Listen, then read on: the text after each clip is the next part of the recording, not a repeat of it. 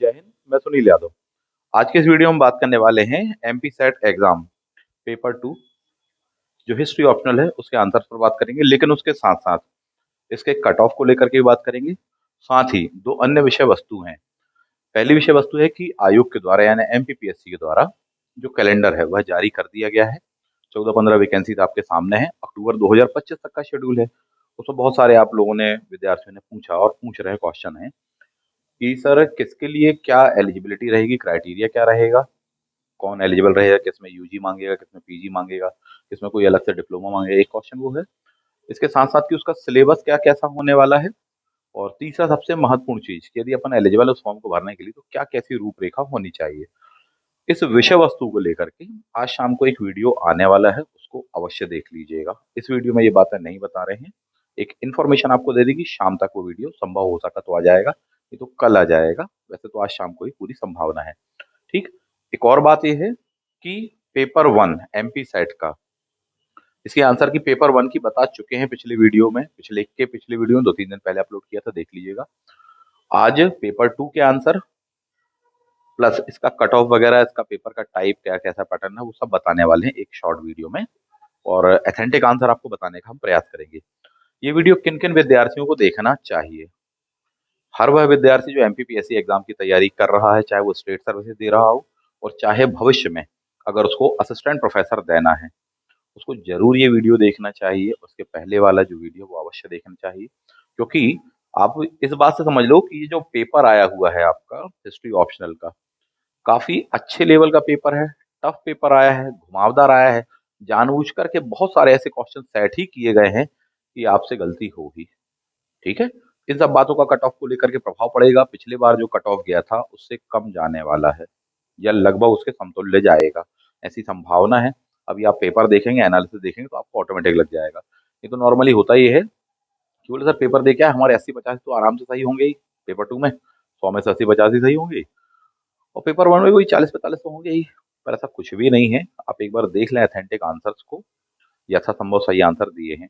ठीक है। तो आपको काफी हेल्प मिलने वाली है। इसलिए इन विद्यार्थियों को अवश्य देखना चाहिए, चाहे स्टेट सर्विसेज वाले हों, चाहे अभी आपको मई में असिस्टेंट प्रोफेसर का एग्जाम पुनः देना हो या आपको इंटरव्यू देना हो, तो आप इससे समझ जाइए कि हाँ किस लेवल पर क्वेश्चन अभी रिटर्न में पूछे जा रहे हैं। उसी के अगली स्टेज पर और हायर स्टेज पर क्वेश्चन आपसे इंटरव्यू में भी पूछे जाएंगे, एपी में भी पूछे जाएंगे, उसके रिटर्न एग्जाम में भी। क्लियर है। तो ये पॉइंट है। चलिए आगे बढ़ जाते हैं। तो सबसे पहले आप देख लें हिस्ट्री ऑप्शनल सेकंड पेपर 15 दिसंबर को जो हुआ है उसके आंसर की के बारे में बता रहे हैं। जितने भी विद्यार्थी, अच्छा कट ऑफ जानने का शौक है ना, पहले जान लो बिल्कुल शॉर्ट में। 180 से लेकर के जिनके भी 190-92 हो रहे हैं विभिन्न कैटेगरी, चाहे ईडब्ल्यूएस हो और चाहे यूआर हो, 190-92 हो रहे आराम से हो जाएगा। पिछली बार जो कट ऑफ गया था वो यूआर का 192 गया था, जहां तक मुझे याद 192 194, गर्ल्स का 192 था और बॉयज का जहां तक 194 था, मोटे तौर पर मुझे जितना याद आ रहा है। जबकि ईडब्ल्यूएस का 182 के आसपास में कुछ था। तो जिनका भी इस रेंज में आ रहा है, इसके सरन समतुल्य आ रहा है या पिछले कट ऑफ के बराबर आ रहा है या उससे एक दो क्वेश्चन कम आ रहा है। ठीक है। एक क्वेश्चन 2 नंबर का होता है, उससे कैलकुलेट करना। थोड़ी बहुत भी कम आ रहा है एक दो, तो भी वो आशा रखो कि उनका हो जाएगा और उनको अभी असिस्टेंट प्रोफेसर का एग्जाम देने के लिए मिलने वाला है, जो कि मई में होने वाला है। और उसका जो सेकंड फेज अक्टूबर समथिंग में होने वाला है वो आपको देने के लिए मिलेगा। अभी से बिल्कुल तैयारी रखें। और उसके लिए अपने पास में बैच अवेलेबल है ऑलरेडी, स्टार्ट हो चुका है बैच। दोनों फॉर्मेट में है। रिकॉर्डेड जो पुरानी क्लासेस है वो भी आपको देखना वो अति आवश्यक है, क्योंकि काफी डेप्थ में बताया है उसमें, बहुत गहराई से चीजें बताई गई जिस टाइप का पेपर आता वो। प्लस अब जो नई क्लासेस होंगी जो कि लाइव होंगी वह भी आपको देखनी पड़ेंगी, यानी रिकॉर्डेड देखना भी कंपलसरी आपको हमारी क्लासेस। प्लस जो नई बता रहे हैं करंट अफेयर नए सिनेरियो के अकॉर्डिंग बता रहे हैं वह भी देखना पड़ेगी आपको। भरपूर आपके पास में कंटेंट है। 120 क्लास रिकॉर्डेड में है। पेपर 1 5 यूनिट को लेकर लगभग 120-25 क्लासेस वो देखनी है। और अभी 40-50 क्लासेस और होने वाली हैं, जिसमें करंट अफेयर, आईसीटी और जो नए पैटर्न में जिस टाइप से चीजों को चेंज करके डेप्थ में पूछा जा रहा है वो सारी चीजें रहेंगी। ठीक है। समय है कम आपके पास में, अप्रैल तक का ही टाइम है आपके पास में। उसके पहले इतनी चीजें आपको कंप्लीट करनी है। अभी से जुड़ जाना। जिनका भी 180, 82 190, 192, 194 के आसपास में कंटेंट जा रहा है या स्कोर जा रहा है, वो जुड़ जाइएगा। चलो तो आगे बढ़ते हैं अपन, सीधे क्वेश्चन पेपर पर आ जाइए। सभी देख लीजिए बहुत अच्छे से, काफी अच्छा पेपर है साहब जी। सेट बी बता रहा हूं मैं आप लोगों को, यहाँ पर आप इस वीडियो में जो देख रहे हो सेट बी है, ठीक है, मैच कर लीजिएगा। सबसे पहला क्वेश्चन आपको दिया हुआ है, किस चालुक्य शासक ने रण Vikram, paper one, 1 number question से लेके 50 तक था। पेपर टू यानी आपका ऑप्शनल 51 से स्टार्ट है, यहाँ पर आप देख रहे हैं कितने रण Vikram, that is the Pulakeshin first आएगा। होयसलेश्वर के प्राचीन मंदिर क्लास में मैंने बताया हुआ था साहब जी, यूनेस्को लिस्ट में शामिल किया गया है, चर्चा का विषय that is the Vishnu Vardhan करके होने वाला है। नेक्स्ट आ जाइए, किसन वर्मन शासक ने प्राग ज्योतिषपुर को अपनी राजधानी, दैट इज द पुष्य वर्मन आएगा, ऑप्शन बी इसका आंसर आएगा। फटाफट बता रहा हूं ताकि कम समय में आप उस चीज को क्रॉस चेक कर सके। गुजराती कवि सोडल ने किसको उत्तरपद स्वामी कहा हुआ है, तो धर्मपाल को कहा है, ऑप्शन ए आएगा ना कि बी आएगा। ग्वालियर लेख के अनुसार किस गुर्जर प्रतिहार ने अरबों को सिंध से, नागभट्ट फर्स्ट आएगा, पिटा हुआ क्वेश्चन था, आसान क्वेश्चन था। परमारवंशी के शासक दरबार में नवशतांग चरित के लेखक पद्मगुप्त परिमल निवास करते थे। राइट आंसर भोज नहीं होगा, सिंधुराज नहीं होगा, मुंज होगा, क्रॉस चेक कर चुके हैं, टेंशन की बात नहीं है, यही आंसर है, नो डाउट। आगे बढ़ेंगे, पूर्व मध्यकालीन भारत में अग्रहार भूमि किसे दी जाती है, ब्राह्मणों के समूह को, इजी क्वेश्चन था। दक्षिण भारत में नाना देशी किसको कहा गया है, व्यापारिक समुदाय को कहा है, खासकर मौर्योत्तर काल में, गुप्त काल में जो आप इस चीज को पढ़ेंगे तो आराम से मिलेगा, सब क्लास में हमने भरपूर कराया था। एपी को लेकर के जो विद्यार्थी सीरियस हैं, खासकर हिस्ट्री ऑप्शनल तैयार करना है, अपने अपने मन से तैयार नहीं करना, जो हमारा बैच है क्लास का उसको ज्वाइन कर लो साहब। बहुत अच्छा बैच है, बहुत डेप्थ में बताया गया है और इतना कंटेंट है कि अगर आपने वो तैयार कर लिया ना, 200 पेपर का है, 200 क्वेश्चन का है आपका हिस्ट्री, 200 में से कम 165 70 आराम से बनाओगे, चाहे वो वर्ल्ड हिस्ट्री वाला सेक्शन हो, चाहे हिस्टोग्राफी वाला हो, चाहे अन्य हो साहब जी। और अपने यहाँ के विद्यार्थियों ने बनाए हैं इस बार, जो कि इंटरव्यू दे रहे हैं। और जब इतना स्कोर बनाओगे तभी हिस्ट्री वाले में एपी की पोस्ट मिलेगी। इवन पेपर वन में भी 40 क्वेश्चन अपन को बनाने पड़ते हैं, इस बात को समझिए। तो ना केवल पेपर वन हिस्ट्री का बहुत हायर कट ऑफ जाता है, इस बात को ध्यान रखना। पेपर टू हिस्ट्री को लेकर के भी बहुत अवेयर रहें, अभी से जुड़ें, क्योंकि उसमें अकेले लगभग 250 क्लासेज हैं एक क्लासरूम में, पूरे सेक्शंस को मिला करके देखा जाए तो वो आपको सब देखनी पड़ेगी। ऐसा नहीं कि बोल नहीं सर हमारा मिडिवल ठीक ठाक है, मॉडर्न से बनता है, बिल्कुल कुछ नहीं, सब देखनी पड़ेगी आपको। अगर वाकई में आप चाहते हो कि 175 170 के आसपास में आपके क्वेश्चन सही हो आउट ऑफ 200, तो पूरा आपको देखना पड़ेगा, समय ऊर्जा डालनी पड़ेगी, ठीक है। इसी टाइप से क्वेश्चन आएंगे, अभी दिखाते हैं आपको क्वेश्चन का लेवल।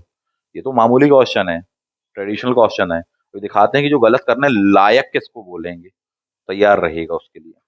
नाना देशी एक अपने आप में टफ क्वेश्चन था। चंद वासव चंदन वासव करके लिखा हुआ है, लिंगायत संप्रदाय कहलाएंगे। हेनसांग नालंदा कुलपति बोले Shilabhadra, easy going. Next, Timur की आत्मकथा क्या कहलाती, बोले मलफूजाते तैमूरी, 50 बार क्लास में बताया है, पूरे मुगल वंश में यही पढ़ाते रहे साहब जी। तो जो कि बाबरी का किसने किया है, अब्दुल रहीम खाने खाना ने किया है। हुमायूं नाम बना लो, गुलबदन बेगम। मोहम्मद गौरी का पहला आक्रमण कब हुआ था, बोले 1175 में हुआ था। असिस्टेंट प्रोफेसर 2024 में भी यही क्वेश्चन क्या पूछा था, कहां पर हुआ था, दैट इज मुल्तान। सेम उसी क्वेश्चन को डिजिट फॉर्मेट में पूछा 1175, मुल्तान में कब हुआ था, बोले 1175, थोड़ी सा घुमा दिया है। जो क्वेश्चन एमपीपीएससी ने असिस्टेंट प्रोफेसर हिस्ट्री में अब भी पूछा था आपसे 9 जून को, वही क्वेश्चन आपसे घुमा करके सेट एग्जाम में पूछा है कुछ महीने के बाद में, सामने आप देख रहे हैं, मिला लेना। आगे बढ़ जाते हैं, तो इसको कहते हैं कि साहब जी देखो नब्ज को पकड़ना, यार इस टाइप से क्वेश्चन पेपर आता है, अगर इस नब्ज को आप पकड़ पाओगे, जो कि बहुत अनुभव से आता है, हम लोग बता रहे हैं, अगर उस नब्ज को पकड़ लिए ना, स्कोर खींच लोगे साहब जी, 200 में से 170 175 आराम से बना लोगे एपी में। और इसमें आप देखो अभी स्कोर कितना क्या जाएगा। कौन कहता पागलपन, तो खुद ही था, एल्फिस्टन एल करके आदमी था। चालीसा का दमन बोले बलबन। चंदेरी 1528, तीर्थ यात्रा का 1563, देता जा। दासे दास का था 1562, तासे तीर्थ यात्रा 1563, जैसे जजिया 1564, बात खत्म है। बहुत टेक्निकल वे में क्लास में इसी तरह से पढ़ाते थे, इसलिए मैंने कहा बता दूं, एक हिंट दे दूं, ठीक। नेक्स्ट, विलियम हॉकिंस किसके, बोले जहांगीर 1608। बहमनी शाह था कि ये क्वेश्चन आया था एपी में, इसी टाइप से घुमा करके क्वेश्चन आया था, कितने राजधानी कहाँ से कहाँ, तो उन्होंने उठा करके कहाँ कर दी साहब जी, गुलबर्गा से बीदर करी साहब जी, अहमद शाह सेकंड ने। इनके बारे में आता ही आता क्वेश्चन। दीवाने मुस्ताराज एके ने बनाया था, अलाउद्दीन खिलजी बना लोगे। मध्यकाल में बयाना सरखेज 50वां बार बताया, तो सैकड़ों बार बताया नील के बारे में। बयाना और सरखेज साहब जी, नील नील नील नील नील पूरा मुगल काल में बताया है। ठीक, आगे बढ़ेंगे। अगला क्वेश्चन देखेंगे, विजयनगर शासक अधीन भूप स्वामी पट्टेदार बंटवारा प्रणाली को क्या कहा? उसको वारिम व्यवस्था कहा, अपने वारी करके कहा हुआ है। अकबर के समय सबसे कम मनसब 10 का था। सिंपल सा क्वेश्चन है ये। ठीक है, जमींदारों की व्यक्तिगत जमीन किस नाम से? दैट इज मिल्कियत, मिल्क के नाम से इसको जाना जाता था, मिल्कियत कहा जाता है। ठीक है, मवास क्या थे? आज्ञा न मानने वाले क्षेत्रों करके कहा गया है। 17वीं सेंचुरी में भारत आने वाला मुसाफिर जुवन्नो करेरी, करेरी बताता है कि काला चचमा। क्या बताता? करेरी काला चचमा बचाता है। हमेशा क्लास में बताया है कि काला चचमा कौन नहीं लगाता है? बोले औरंगजेब नहीं लगाता। औरंगजेब के टाइम पर 1690 में ये बंदा आया था। 10वां बार बताया क्वेश्चन है, बनना चाहिए था। क्या आएगा आंसर? ये कहाँ से आया था? बोलता भी इटालियन चश्मा। ठीक है, रेबन वाला टाइप का। आगे बढ़ जाएंगे। आना सिक्के बहुत बार बताया, शाहजहां के द्वारा। रुपया शेरशाह शेरशाह होता है, आना पूछा जाएगा तो शाहजहां लगाना था। शाही घुड़सवार बरगीर दो प्रकार के थे, बरगीर और सिलेदार। बरगीर यानी शाही सब कुछ सरकार की ओर से मिलेगा, घोड़े हथियार वगैरह। सिलेदार बोले आपको खुद लाना पड़ेगा। डचों द्वारा के स्थान पर गुस्तावस फोर्ट चिंतुरा, चिंतुरा पर 2 क्वेश्चन आए हुए हैं। एक क्वेश्चन है कि गुस्तावस फोर्ट बताइए, फिर पूछेंगे पश्चिमी पूर्वी मुख्यालय मुख्यालय करके, ऐसे क्वेश्चन पूछेंगे। सद्र सदूर धार्मिक मामले देखता था। जहांगीर के दरबार में पक्षियों का, बोले साहब जी मंसूर लगाएंगे। हनूज दिल्ली दूररस निजामुद्दीन औलिया किसको कहते हैं? जीटी गयासुद्दीन तुगलक को। नेक्स्ट, रिसाल ए हुक्मनामा पुस्तक के लेखक कौन है? साहब दारा शिकोह ने लिखी हुई है। मजमुल बहरीन और चार सालों से जो बनना चाहिए था। नेक्स्ट जाते हैं। मैं बता जरूर रहा हूँ कि हाँ, ये क्वेश्चन का आंसर बहुत आसान है, बनना चाहिए था। इनमें से बहुत सारे क्वेश्चन ऐसे जो कि मिड रेंज के हैं और अभी टफ रेंज के तो आने वाले जो कि बिल्कुल ही नहीं बनने चाहिए थे। मैं एडवांस में बता देता हूँ, अभी स्टार्ट होगा। 100 में से 50 क्वेश्चन तो ऐसे ही बोले हाँ यूं ही बन जाएगा, अपन को देख के लगेगा बिल्कुल दिल खुश हो गया साथी। 50 के आगे बढ़ो, 50 55 60 के आगे बढ़ोगे आप, फिर देखोगे साहब जी अब तो दलदल है साहब जी। ठीक है, जबरदस्त पेपर है, अच्छे अच्छे नहीं बना पाने वाले, गलत हो जाएगा साहब। चलिए वही बताते हैं। किस सूफी में संगीत मना? बोले नक्शबंदी मना संगीत। कौन था जिसने सूफी संत बाबा फरीद से वार्तालाप किया था? ये अपने आप में एक टफ क्वेश्चन था, रिमार्क पे जाएगा ये क्वेश्चन के नंबर सभी को मिलेंगे। ठीक है, रैदास तुकाराम नानक नामदेव, कोई भी समकालीन नहीं होने वाला है। सपने में दर्शन दिए थे, बात हुई थी, वो एक अलग बात है। ठीक है, कुछ चीज नहीं मानी जाएगी। कोई भी समकालीन नहीं बोले सर, नामदेव समकालीन, तो 1270 उनका टाइम पीरियड है। 1265 में 12वां फरीद का निधन हो जाता है, खत्म बात। Not possible. बाकी सब बाद वाले हैं। नानक जी 1469, तुकाराम जी और आगे, रैदास जी बाद में, रविदास जी। कैंसिल होना चाहिए, कैंसिल मीन्स बोनस मिलेगा इस पर सभी को। Question number 85। 86 पर आइए। कौन था जो कि कृष्ण को उपासक थे? रामानंद जी, राम जी के उपासक। खैरुल मजालिस महामंगल जी ने बनाया था साहब जी मदरसा की स्थापना। मैं थोड़ा सा फास्ट बता रहा हूँ, आप उसको पॉज करके ज्यादा तो देख लेना, लंबा हो जाता नहीं तो वीडियो, फिर बच्चे बोलते हैं सर नींद आ रही है, घर जाना है, बाकी काम भी है। नेक्स्ट, क्वेश्चन नंबर 88 दिया हुआ है। संगमरमर का एतमाद दौलत मकबरा। सूची 1 को सूची 2 से सम्मिलित करिए। ठीक है, बादशाही मस्जिद, बादशाही वर्ड सबसे ज्यादा यूज किसने किया? औरंगजेब ने। उठा करके अपन लगा देंगे। एतमाद दौला बोल साहब जी नूरजहां। बुलंद दरवाजा अकबर। मोती मस्जिद आगरा लिखा हुआ है। दिल्ली की मोती मस्जिद बोलेंगे तो औरंगजेब, आगरा की बोलेंगे तो आगरा वाले साहब कौन है? शाहजहां। बात खत्म हो गई। बना लेते, इसका आंसर क्या आएगा? इसका आंसर आएगा बी फॉर बॉम्बे 4321 करके होने वाला है। नेक्स्ट, फतेहपुर सीकरी में बादशाह अकबर के द्वारा निर्मित कराया गया महल सबसे खास कौन सा कहलाता है? बुद्धिस्ट स्ट्रक्चर पर बना हुआ पंच महल कहलाता है। इस बात को ध्यान रखना, भविष्य में पूछेंगे, एपी के क्वेश्चन पेपर में पूछेंगे, रिटर्न में, इंटरव्यू में पूछेंगे, इस बात को ध्यान रखना। पश्चिमी तट पर ईस्ट इंडिया कंपनी पहली व्यापारिक सूरत बना दोगे? पश्चिम पूछा है। चिंथुरा में किस यूरोपीय कंपनी? डच। अब भी आया था साहब गुस्तावस फोर्ट, अगेन दोबारा घुमा करके पूछा है साहब जी किसका।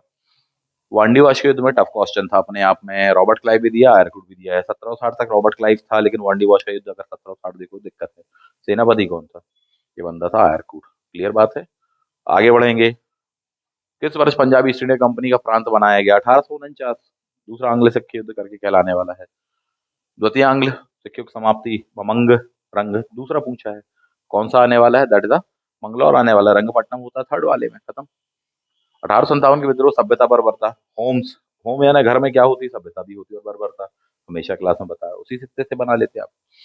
क्या होगा बंदे का नाम? T R Holmes. उत्तर भारत में भूमि बंदोबस्त पितामह, उत्तर भारत बोल रहा है यानी महलवाड़ी करके बोल रहा है साहब जी, मार्टिनबर्ग करके बोल रहा है साहब। नेक्स्ट, किस गवर्नर जनरल ने वित्तीय हस्तांतरण की नीति? लॉर्ड मेयो का सबसे पहला काम यही था कि केंद्र और राज्य के वित्त को अलग अलग करने, ये सबसे पहली पहली बार किसी गवर्नर जनरल ने किया था। कोई क्वेश्चन पूछा है अलग से क्लास में बताते, ये क्वेश्चन इवम अभी राजस्थान में जो असिस्टेंट प्रोफेसर हुआ था उसमें भी यही क्वेश्चन आया था, उसमें डायरेक्टली पूछा था कौन सा गवर्नर जनरल था जिसने केंद्रीय और राज्य वित्त को अलग अलग किया। यहाँ पर आपसे थोड़ी सा एक एडवांस फॉर्मेट में पूछ दिया था, घुमा करके पूछा गया। ये टफ क्वेश्चन है राजस्थान वाले के भी कंपैरेटिवली। किस सदी में द्विसदनी? 1919। किस वायसराय के प्रयासों से विभिन्न प्रांतों में स्थानीय स्वशासन अधिनियम रिपिन? ठीक है, आगे बढ़ जाएंगे। फर्रुखियत द्वारा, बहुत टफेस्ट क्वेश्चन में से एक कहलाएगा, जबरदस्त कंफ्यूज करने वाला क्वेश्चन है। 1717 मैग्ना कार्टा, शाही फरमान, फर्रुखियत। ज्यादा चांसेस है कि उठा करके अपन बंगाल लगाएंगे, पर सच बात तो है कि बंगाल के साथ साथ सूरत में भी काम करने के लिए बहुत सारी अनुमतियां दी गई थी, इसलिए इसका आंसर ए और बी दोनों होगा। ठीक, टफ क्वेश्चन है, बहुतों का गलत हुआ होगा लाइन से, बताना किस किस का सही है मैग्ना कार्टा वाला। 1765 में संस्था बना करके नमक का निर्माण इत्यादि ईस्ट इंडिया कंपनी के कर्मचारियों के लिए व्यवस्था की थी क्लाइव ने, सबसे पहली पहली बार, रॉबर्ट क्लाइव। ब्रिटिश भारत कितना परसेंट भूभाग? 19% आता था साहब, स्थायी बंदोबस्त, सीधी बात। नेक्स्ट, टॉमस मुंडो द्वारा रैयतवाड़ी व्यवस्था को किस जगह पर लागू किया गया था? 1792, थर्ड आंग्ल मैसूर युद्ध, कार्नवालिस ने मैसूर राज्य से यानी टीपू से 12 महल, डिंडीगुल इत्यादि के जिले लिए थे। 4 जिले बहुत ही फेमस कहलाते हैं और उनमें से सबसे पहले उठा करके रैयतवाड़ी 1792 में 12 महल जिले में लागू की थी, कई बार बताया है ये।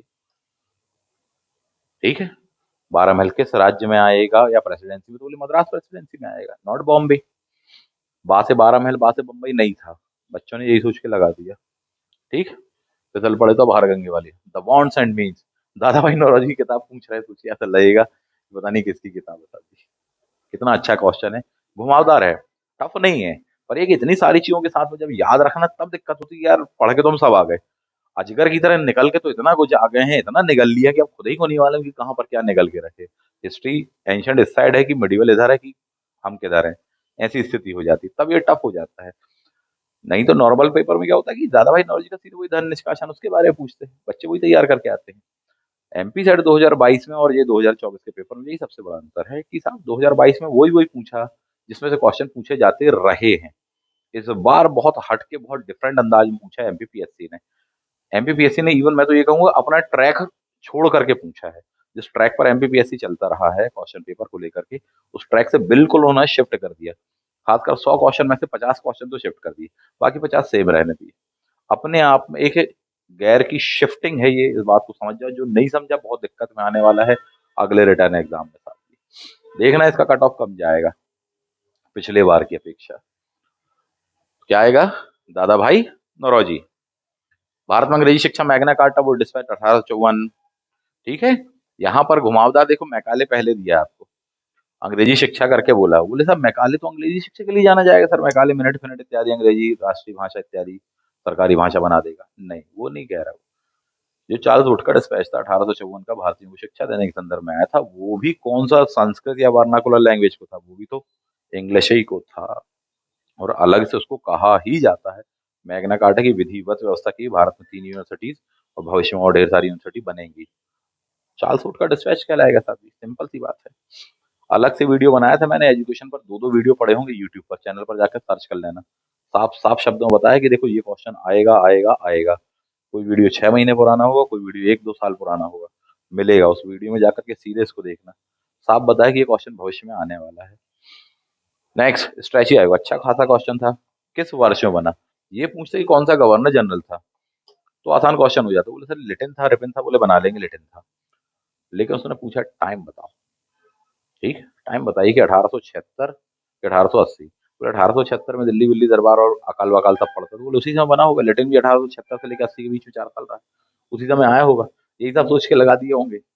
पर वो मामला क्या है, 1880। सच बात तो ये पूछ रहा है भारत की प्रथम फैमाइन जो कोड ऑफ कंडक्ट कहलाती है, अकाल संहिता कहलाती है, उसके बारे में, क्योंकि स्ट्रैची बना था 1880 में, उसी वर्ष लिटिल ट्रांसफर होकर चला जाएगा साहब जी, नया गवर्नर आ जाएगा, रिपेन आ जाएगा, इसकी रिकमेंडेशन पर ही अकाल संहिता को वो बनाएगा और 3 वर्ष के बाद में लागू करेगा। ये वो क्वेश्चन पूछ रहा है, लेकिन पैटर्न पूछने का इतना टफेस्ट है कि अच्छे अच्छे गलत करेंगे, गलत करने लायक क्वेश्चन है ये। ठीक है, आगे बढ़ते हैं। तो इसका आंसर क्या है? 1880। बताना कितनों का सही है ये। नेक्स्ट, पागलपंथी दोनों ऑप्शन में दिए हैं, टीटू मीर भी दिया है सबसे ऊपर, या आपको बिल्कुल चारा डाला गया ट्रैप करने के लिए, फट से लगा देंगे टीटू मीर। उनने क्वेश्चन में पूछा संस्थापक बताइए, संस्थापक करीम शाह कहलाएंगे या करम शाह कहलाएंगे? करीम लिख दिया है आपको यहाँ पर, इसका आंसर डी होगा। संस्थापक पूछा, शुरुआत इनने की थी, बाद में उनके फैमिली वाले पुत्र सुपुत्र करने वाले हैं, टीटू मीर बाद में करेंगे। संस्थापक कौन कहलाएंगे? करीम शाह कहलाएंगे। भारत में प्रथम समाचार पत्र बना दोगे साहब जी, जेम्स का हिक्की पिक्की ने कई ये भी गलत करके आया। बोले सर इतना वहां पर बैलेंस बिगड़ गया था कि लग रहा था कि बिल्कुल प्रलय आ गई, त्राहिमाम हो गया है सर, कईयों का पेपर ऐसा हो गया। बोले सर दिखा ही नहीं रहा कि जेम्स आगस्ता हिक्की कौन है। ठीक है, ऐसी स्थिति हो गई थी इस पेपर को देख करके, और वाकई में टफ पेपर है, मैं मानता हूँ। ये मत समझना कि मैं फटाफट बिल्कुल ऐसे बताया जा रहा हूँ कि ये चीजें हैं, क्योंकि मैं इसको 2 दिन से सॉल्व कर रहा हूँ, आप इस बात को समझिए। ठीक है, या 1 दिन से तो मैं सॉल्व कर ही रहा हूँ, तो आप इस बात को समझिए, फटाफट बता दूंगा साथी, और इतने वर्षों का अनुभव भी आप लोग जानते हैं। वहां एग्जामिनेशन हॉल में इस चीज को बनाना ना टफ टास्क है साहब, काबिल तारीफ पेपर है, टफ पेपर है, जरा से में स्लिप हो जाएगा व्यक्ति। ऑप्शन देखिए, गांधी जी और अम्बेडकर जी पूना पैक्ट पूछ रहा है, 24 भी दिया, 26 भी दिया, कितना क्लोज ऑप्शन है? सितंबर 1932, सितंबर 1932, 24 तारीख भी दिया, 26 भी दिया, इतने में तो कंफ्यूजन हो जाएगा कि 26 लगा दें कि 24 लगा दें। इन दो से तो फिर भी बच के निकल के आ जाएगा। बोले नहीं, इतने के आसपास नहीं, थोड़ा सा आगे था, पर ये भी कोई कम है क्या? सितंबर सितंबर सितंबर सितंबर, 32 32 32 32। अब बताओ बेटा, 20 की, 22 की, 4 की, 6। ये टफ टास्क बनाता है, इस बात को समझिएगा, टफेस्ट कहलाता है। ठीक, आगे बढ़ेंगे। भारतीय राष्ट्रीय जागरण की दिशा में यह संगठन भारतीय राष्ट्रीय कांग्रेस का पूर्ववर्ती संगठन नहीं था। गजब का क्वेश्चन है, बहुत ही टफ क्वेश्चन है, ये गलत करने लायक है। जिसने गलत किया है अच्छा किया है, गलत कोई टेंशन की बात, जिसने सही किया मतलब चैंपियन हो बेटा। इसका आंसर आएगा बॉम्बे पीपल्स एसोसिएशन, इस नाम से नहीं था, बाकी सब थे। 1877 भारतीय सिविल सेवा प्रतियोगी परीक्षा 19 कर देने वाले अपन घटा करके। Curzon young husband 1904। Rashtriya Congress Lahore अधिवेशन 1929 वाला नेहरू जी। नेक्स्ट 1932 गुरुवायूर मंदिर, कौन है अपने गुरु जी? के सर जी गुरु जी हैं, के रप्पन सर थे, बात बना लेंगे। हैदराबाद को भारतीय संघ में मिलाने के लिए कब? देखिए ऑप्शन, सितंबर सितंबर सितंबर सितंबर, 47 48 49 50, वो भी ऊपर नीचे, टफ क्वेश्चन। ऑपरेशन पोलो, हैदराबाद, सितंबर 1948, ऊपर भी सितंबर लगा के आए हो, यहाँ फिर सितंबर, तो बोले साहब एक ही टाइप के दो कैसे हो सकते हैं? इस बार हैं, हमेशा नहीं होते। डी आएगा आंसर। मुस्लिम लीग द्वारा कलकत्ता सीधी कार्रवाई बना लोगे 16 अगस्त 1946। भारतीय संविधान की किस धारा, धारा 23 पूछ रहा है, बेगार फेगार को लेकर के साथ ही बलाश्रम का प्रतिषेध। मद्रास प्रेसिडेंसी से हटाकर पथक आंध्र प्रदेश का 1953 में। बावन में श्री अटल रमल्लू जी अनशन निधन, 53 में आनंद फानन में, पहला भारतीय आंध्र प्रदेश राज्य। दूसरी पंचवर्षीय योजना, तृतीय पंचवर्षीय योजना, गजब का क्वेश्चन है, गजब ही क्वेश्चन था ये, तो गलत करने लायक क्वेश्चन है। अच्छे अच्छों ने गलत किया, इतना खास फिगर याद नहीं रहता मोटे तौर पर, जिसको याद आ जाए, जिसने सही के बताना, अच्छा कहाँ पर मिला ये, इस क्वेश्चन का आंसर बताना, अच्छा कहाँ पढ़ा आपने ये, चलो इतना ही बता दो। कहाँ पढ़ने के लिए मिला? चलिए तो मान जाएंगे कि हाँ पढ़ा था, पढ़ के तैयार करके दिया था अपन ने और बन गया, अपन से अपन ने बनाया था, ऐसा नहीं कि तुक्का सही लग गया है। चलिए, नहीं तो हम तो बता ही देंगे। आगे बढ़ जाते हैं। तो तीसरी पंचवर्षीय योजना कितना था? 7,250 करोड़ था, हमने क्रॉस चेक कर लिया साथ ही। ठीक, हिस्ट्री की कौन सी बुक में कहाँ पढ़ने के लिए मिला, ये बताने वाली बात होगी।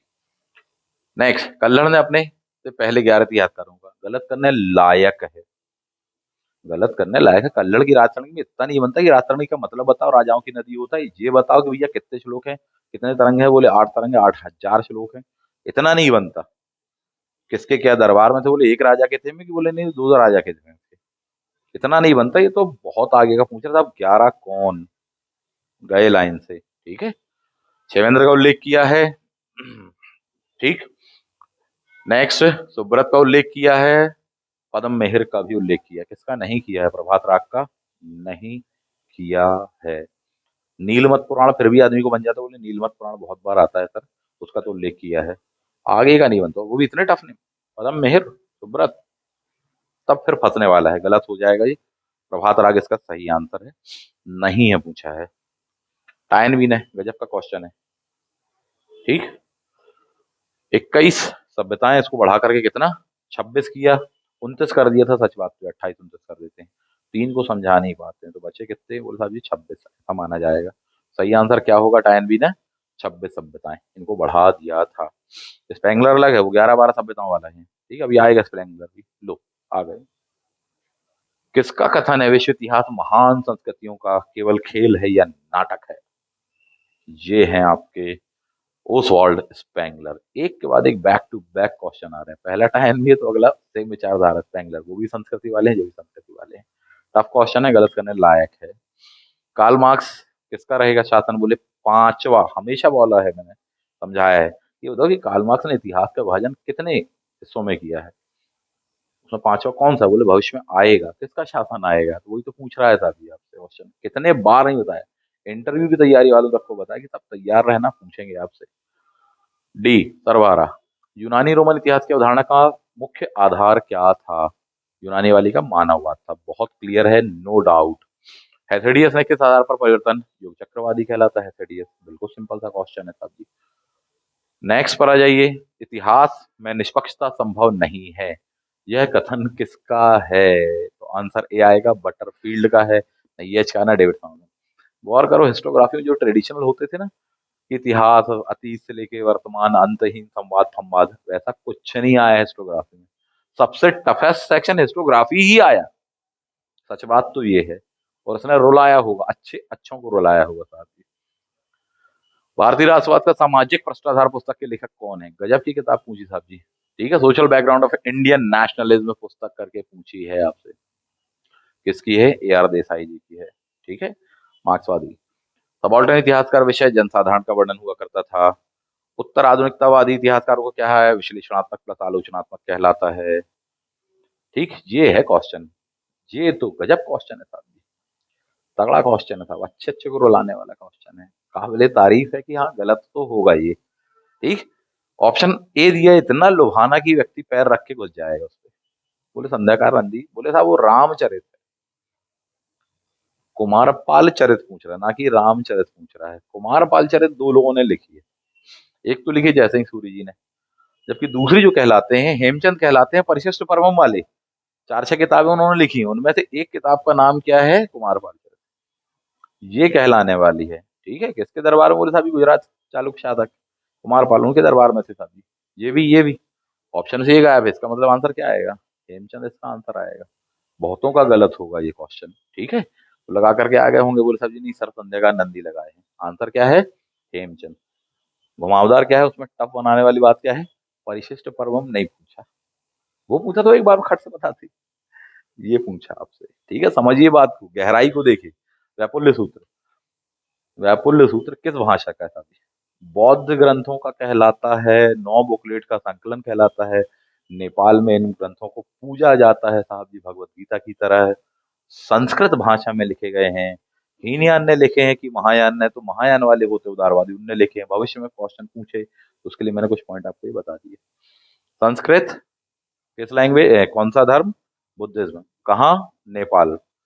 ठीक है, भारत में भी, लेकिन नेपाल में पूजा पाठ। पाटलिपुत्र के प्राचीन नगर, गलत करके आए होंगे, सिंपल सी बात है। लगाए होंगे जॉन मार्शल, कनिंगम मनिंगम लगाए होंगे। ठीक है, आंसर इसका पूनर होने वाला है साहब। रुद्रदामन प्रथम का शिलालेख, गलत करने लायक क्वेश्चन है ये। हो गया गलत, कोई ज्यादा दिल पे लेने की बात नहीं है। रुद्रदामन प्रथम का शिलालेख बोले बना देंगे, या तो बिल्कुल ही हलुआ है, और या फिर बिल्कुल ही अलग ही चल रहा है, समझो आप बात को। ठीक है, 50-50, यही चीज मैंने कही। नेक्स्ट जाते हैं, अगला क्वेश्चन। सिंधु घाटी मोहरों पर जीवन वृक्ष का अंकन है। ठीक है, यह कौन सा मायावी वृक्ष कहलाता है? मेरे ख्याल से कैंसिल होना चाहिए, पीपल वृक्ष ऑप्शन में नहीं दिया हुआ है। पीपल वृक्ष होता तो बात अलग हो जाती, नहीं दिया तो मेरे ख्याल से तो ये जाएगा, तो रिमार्क पे होगा, इसके नंबर सबको मिलने चाहिए। विशाल स्नान अगर बना दोगे। ऊटपटांग क्वेश्चन, फिर से हलवा पूड़ी क्वेश्चन। ठीक है, धार्मिक जीवन का प्रबंध विदत करती थी साहब जी। ठीक है, आगे बढ़ जाते हैं। बौद्धों की तीसरी सभा, बोले साहब जी पाटलिपुत्र। हमेशा समझाते रहते, बोले बौद्ध सभा चाह रहा हूँ, बौद्ध संगति है, कैसे क्या याद रखो। आने ही आना है, दो दो तीन तीन क्वेश्चन आएंगे अभी। ठीक है, प्राचीन भारत में राजनीतिक विचार एवं संस्थाओं के लेखक कौन है साहब जी? ठीक है, बीएनएस यादव सामंतवाद के लिए, रामशरण शर्मा जी सामंतवाद जी के लिए, डीएन झा साहब जी प्राचीन इतिहास के संदर्भ में, KP Jaiswal that is Hindu polity. Polity तो पूछ रहा है आपसे, अगर हिंदू पॉलिटी पूछता तो 99% चांस है कि सारे बच्चे सही लगाते, 99% बच्चे सही लगाते जो तैयारी वाले हैं। ये क्वेश्चन इस टाइप से पूछा, मान के चलो कि 50% भी सही नहीं लगा पाएंगे, बोले अच्छा ये पूछ रहे हैं, लॉजिक ही नहीं लगा पाओगे। और अभी तो माशाल्लाह क्वेश्चन अभी और आने वाला है, देखेंगे। टफेस्ट बना दिया उस चीज को, बहुत टफ बनाया साहब, इस बात को समझिए। ठीक, केपी जायसवाल साहब ji. Kathopanishad, super toughest question. जैसे बोलते हैं ना कि प्लेयर ऑफ द ईयर, तो क्वेश्चन ऑफ द पेपर इसको कहा जाएगा। ये है वो क्वेश्चन, शानदार क्वेश्चन है।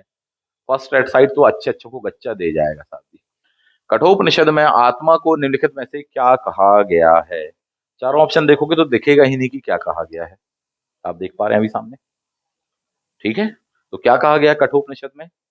बोले साहब चार ऑप्शन में से स्त्री पुरुष अर्धनारीश्वर इत्यादि वगैरह, क्या बोले बताएं, समझ नहीं आएगा। फिर भी मान लो किसी को याद आ भी गया, बोले सर कठोपनिषद में बिल्कुल वही बात कही गई जो भगवत गीता में कही गई है कि साहब जी आत्मा जो है ना, ना तो उसे कोई मार सकता है, ना उसे कोई काट सकता, ना वो मरती है, ना वो जन्म लेती है, सारी बातें कही गई हैं। ठीक है, उतना भी याद आ जाएगा तो भी दिमाग लगाना मुश्किल हो जाएगा कि इनमें से अब क्या लगा दें। थोड़ी सा एक्स्ट्रा ऑर्डिनरी वे में, कॉन्सेप्चुअल वे में सोचना पड़ेगा कि जो आत्मा है वह परमात्मा का ही अंश है। हम सब ईश्वर के ही बच्चे हैं साहब जी, उसके ही अंश हैं। यहाँ आते हैं कर्म भूमि पर, अपने कर्म करते हैं अच्छे, वापस अच्छे कर्मों के माध्यम से परमात्मा में मिलन हो जाता है, मोक्ष की अवधारणा साकार हो जाती है। तो आत्मा जो है ईश्वर का ही अंश है। वो भी क्या है? परमेश्वर हैं। हम भी उन्हीं का अंश है, तो हम भी क्या है? ये क्वेश्चन पूछा था। आत्मा नश्वर है, ना तो जन्म लेती ना मरती है, जैसे कि परमेश्वर हम उसी का अंश है, इसलिए आंसर क्या होगा? डी होगा। ये है वो क्वेश्चन। इस टाइप का क्वेश्चन पूछा गया है। इतना टफ पेपर तो एपी में नहीं आया साहब, असिस्टेंट प्रोफेसर में नहीं आया, जितना टफ पेपर अभी सेट में आ गया। ठीक है, चलिए। अब जब बता रहे थे पहले से पेपर टफ आएगा, तब बोलते सर डराते हैं आप तो। अरे डरा भी नहीं रहे साहब, धमका भी नहीं रहे, तैयारी करने के लिए बोल रहे, उस लेवल पे तैयार करो, पेपर कैसे ही भी आए, आपका सिलेक्शन होना तय है। कट ऑफ 80 जाए, चाहे 90 जाए, 95 जाए, 98 जाए, किसका होगा नहीं होगा।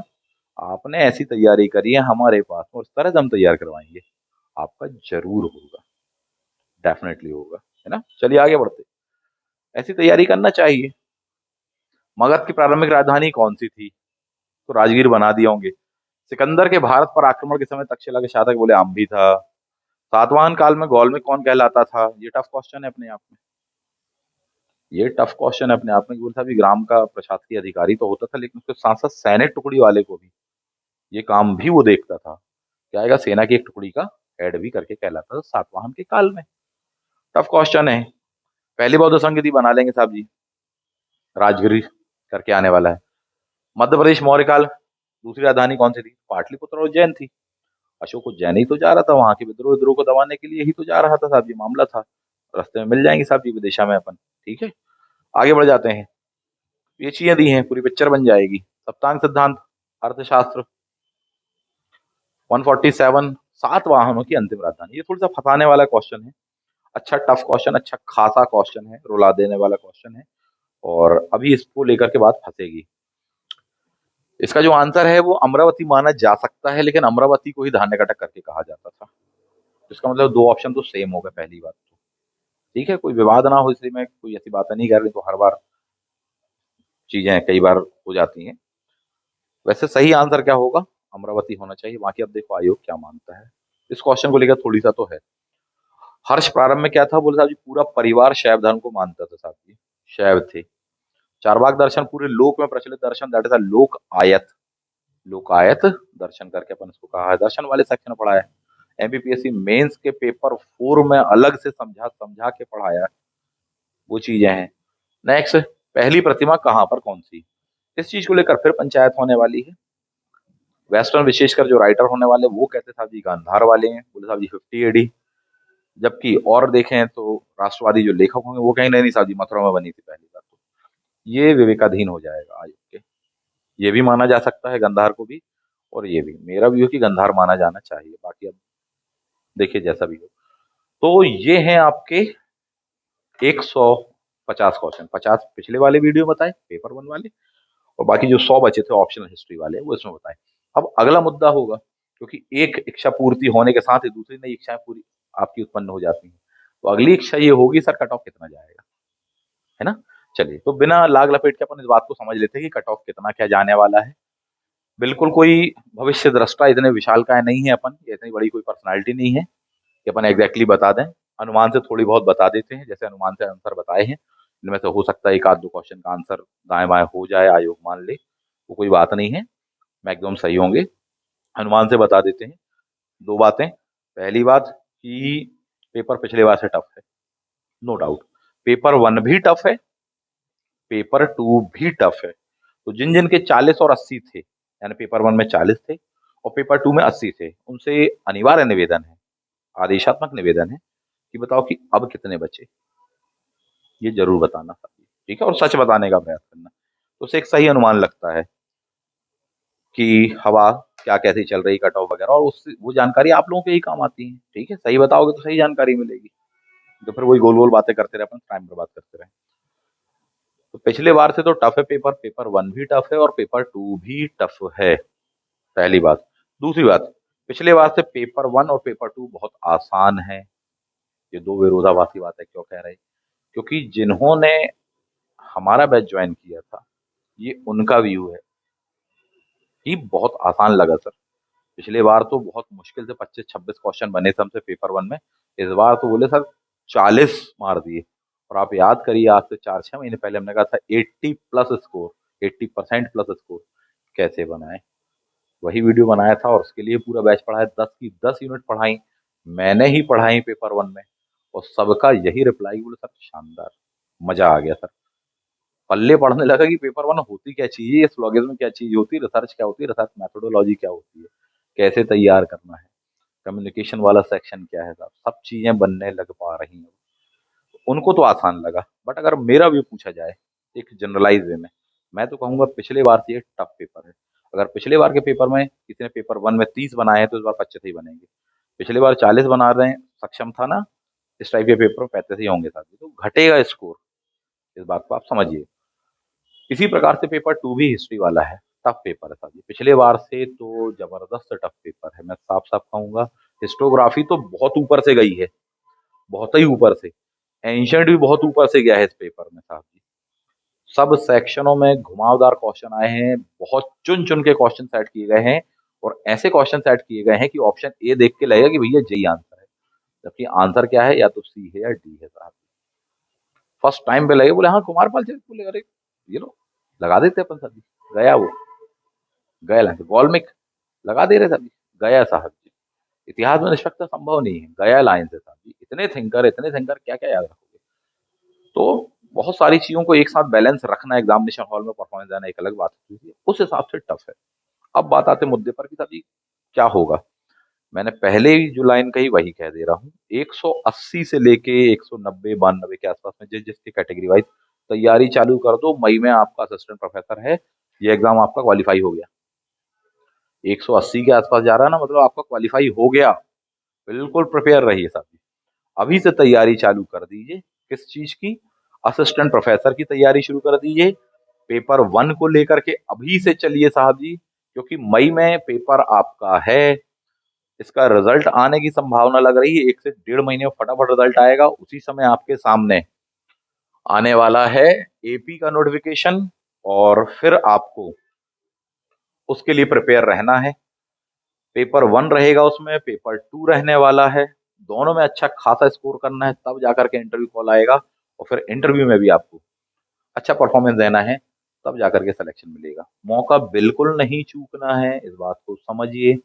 अगर नहीं चूकना चाहते हो, ये है बैच, अभी से ज्वाइन कर लो, अभी से हमारे साथ में जुड़ जाओ, और साफ साफ बताएंगे, इतना क्रिस्टल क्लियर, इतना अच्छा बैच मिलेगा कि वैसा कभी पढ़ने नहीं मिला होगा, ना पढ़ने मिलेगा। ये बात आपको बता दूं। बहुत ही अच्छा बैच, विधिवत आपको अगले 6 महीने जिस तरह से ट्रेन कर रहे हैं, बता रहे हैं, समझा रहे हैं, जो कंटेंट बोल रहे हैं पढ़ने के लिए वो तैयार करो, निकल जाएगा एग्जाम। अपने अपने मन की मत करिएगा।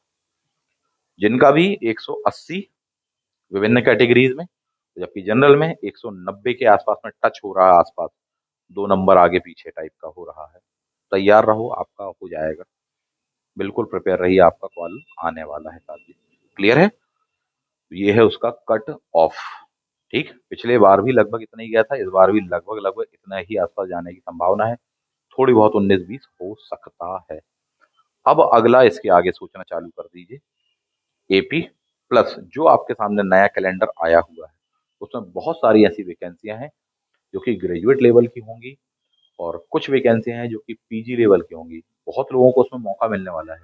ठीक है, क्या कैसा है उसमें, उसका एक अलग से डिटेल वीडियो बनाने वाले हैं साहब। शाम तक उसको देखते हैं या कल तक देखते हैं, उसको अपलोड कर देंगे। ठीक है, तो लास्ट पॉइंट, बिना देर करे बैच ज्वाइन करें, एपी वाला ज्वाइन करें, इसके साथ साथ एमपीपीएससी भी दे रहे हैं, जुड़ जाओ अभी से। क्यों? क्योंकि जो कैलेंडर आया है उसमें पार्ट बी का अलग ही सिलेबस होने वाला है। जैसे ही उसको देखोगे अलग ही टेंशन होगी, तो इसके लिए क्या करें, बी का जब आएगा सिलेबस तब आएगा। आप पार्ट ए का सेक्शन तैयार करके रेडी करके बैठ जाओ। जिस दिन पार्ट बी का सिलेबस आएगा उस दिन से अपन नए सिरे से चालू कर देंगे। तो सब बताएंगे आपको अगले वीडियो में। बताइएगा, जरूर बताइएगा। और जितने लोग देख रहे हैं इसको, कितना स्कोर गया पेपर 1 में और पेपर 2 में कितना गया, ये नहीं कि बिल्कुल चुपचाप घुग्घू की तरह अपन ने देखा, मिलाया, हाँ हमारा ये सही है ये गलत, और बस गायब हो गए। कमेंट बॉक्स में दिखना चाहिए। ये वीडियो मैं नहीं बना रहा था आंसर की का, बहुत मेहनत लगती है इन सब चीजों में। ठीक है, इधर उधर का ज्ञान वाली बातें थोड़ी करनी है। काम की चीजों को बिल्कुल सही अथेंटिक वे में क्रॉस चेक करके बताना बहुत मेहनत लगती है। उसके बाद में देखता हूँ कि बोले जवाब तक नहीं आ रहा किसी का, कमेंट बॉक्स में 2 लाइन लिखने में रुलाई आ रही है। 100 क्वेश्चनों के आंसर कौन बताएगा? 150 क्वेश्चनों के आगे से नहीं बनाया करेंगे। ठीक है, तो यदि चाहते हैं तो अपना रिव्यू जरूर दें। जितनी बातें मैंने पूरे वीडियो के दौरान में पूछी हैं, बिल्कुल साफ साफ शब्दों में। ये नहीं कि बस केवल वीडियो देखा, अपने आंसर वांसर ढूंढे, अच्छा हमारे इतने हो रहे उतने हो रहे, और बिल्कुल स्वार्थी मानसिकता की तरह अपना किनारे हो गए। ऐसा नहीं करना। साफ सुथरे शब्दों में, यदि आप में इतना स्वाभिमान और इतना परस्पर भाव नहीं है नैतिकता का, तो फिर संकट वाली बात है। और जिनमें ये होता है, स्वाभिमान से लेके ईमानदारी से लेके नैतिक ईमानदारी जिनमें होती है, सच बात तो है कि जिंदगी में आगे वही लोग बढ़ते हैं साहब जी। विकसित करिए उसको, डेवलप करिए साफ सुथरे शब्दों में। क्लियर बात है? मिलते हैं आप सभी लोगों से बहुत जल्दी नेक्स्ट वीडियो में। Thank you. जय हिंद।